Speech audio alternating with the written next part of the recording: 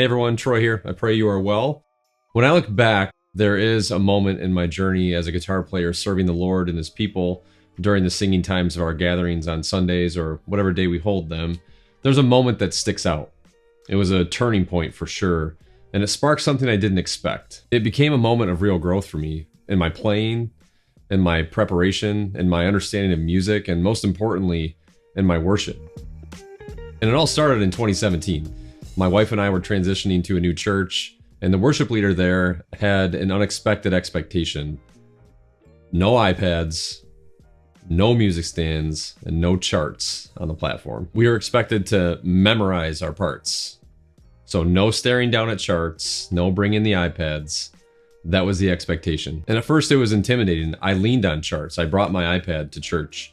I stared down a lot while I was playing. And I simply wasn't expected to memorize the songs. The worship leader that I was serving under at that time didn't have that expectation of us, so I was never forced into this position. And looking back at that shift, as uncomfortable as it was, that shift began a positive cascade in my playing, and my skill, and my prep, my understanding of music, and really, and ultimately, and most importantly, my worship. So I was trying to think of a good analogy for this, and this is a really good one. So when you first start doing pull-ups, I do calisthenics, primarily body weight workouts. When I first started doing pull-ups, they were difficult. So after practice, a couple years, pull-ups, regular pull-ups aren't so hard. So I can do pull-ups like this without any problem. Now after doing those for a year or so, they got easy. And the only way to progress is to add weight.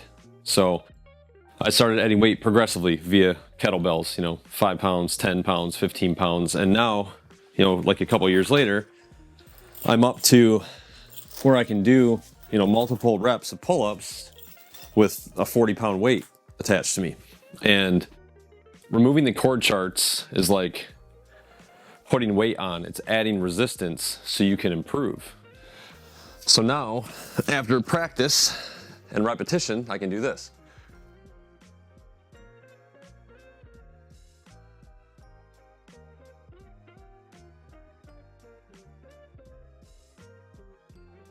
So think of getting rid of the chord charts as adding resistance to your pull-ups.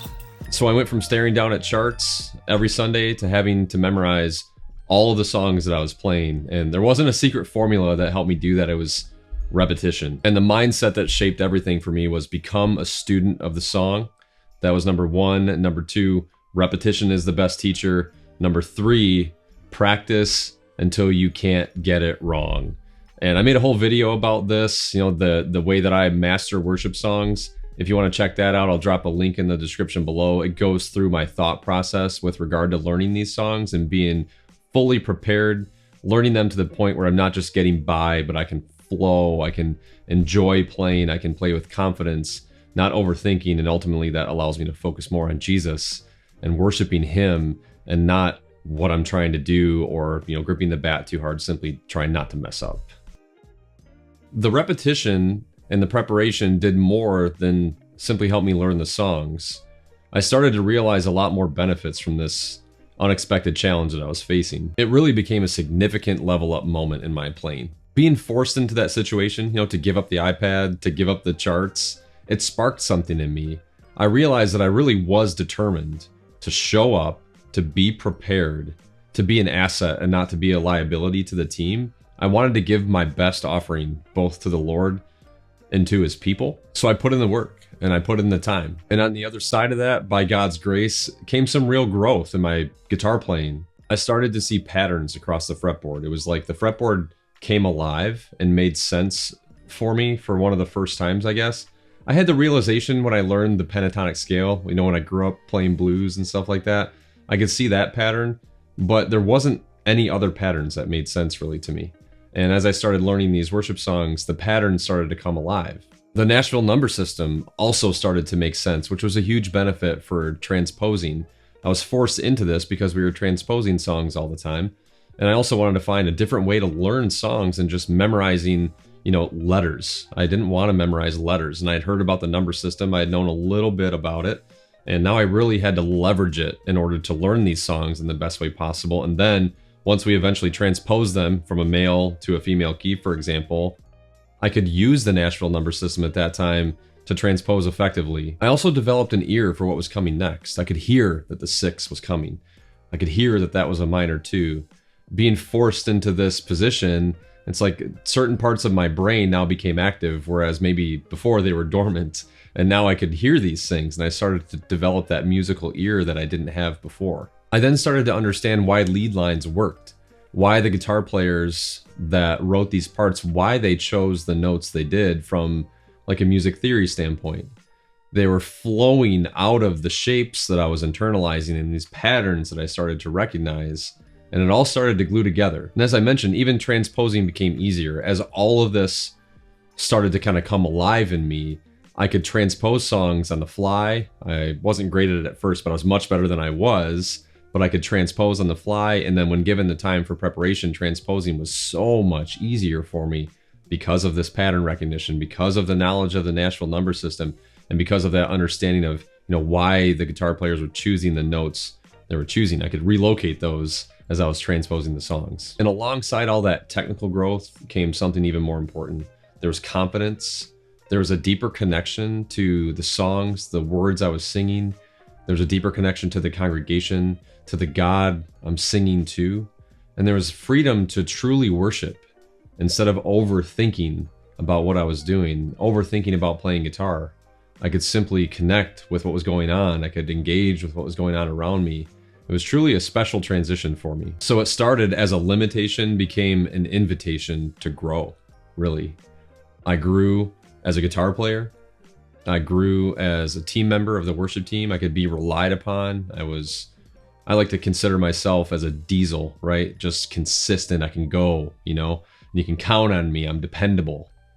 And then also this invitation to grow spiritually, to grow as a musician second, but as a child of God first.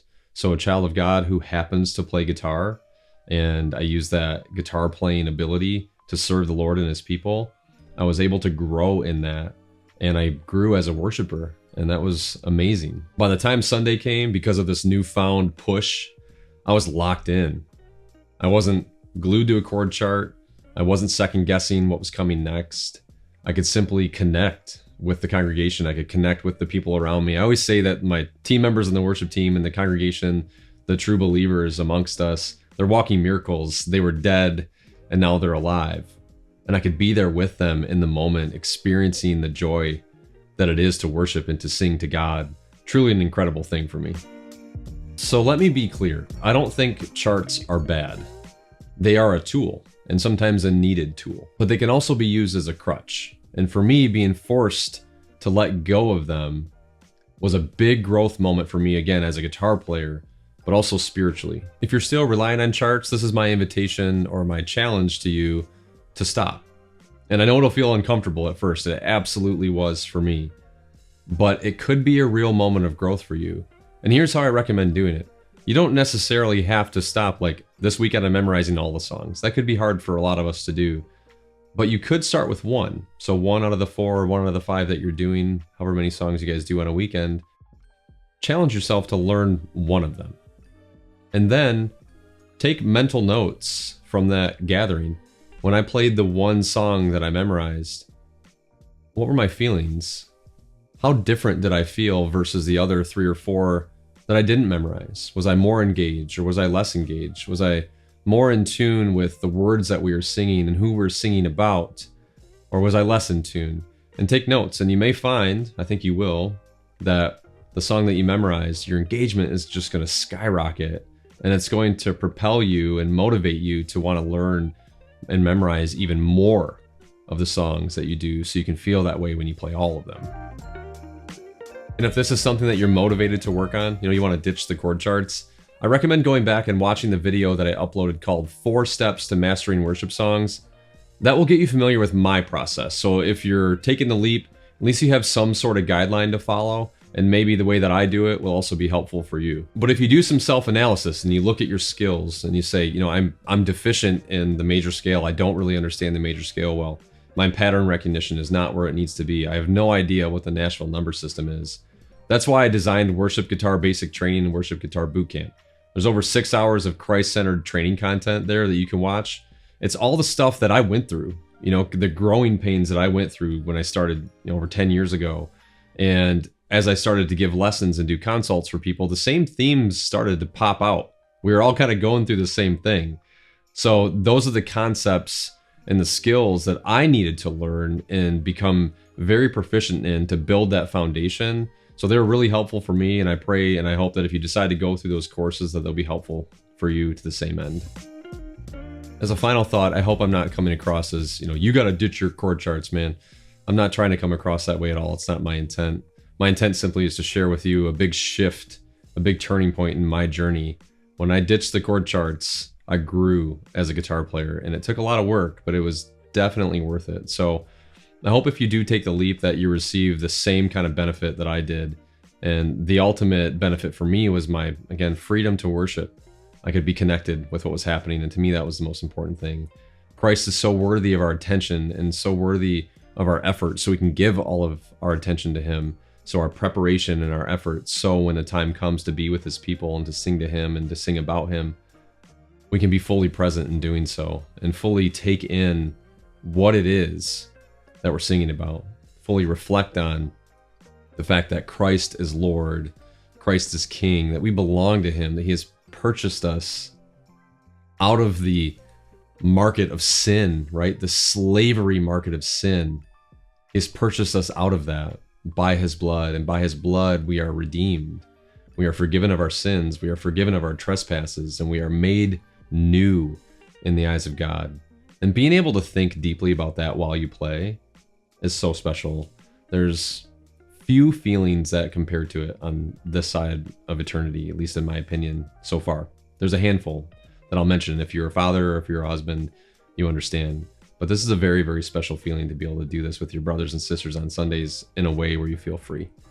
So I hope this has pushed you and will help you do that. If you have any questions at all, please feel free to reach out. Always happy to help you. Otherwise, we'll see you in the next one. Love you guys.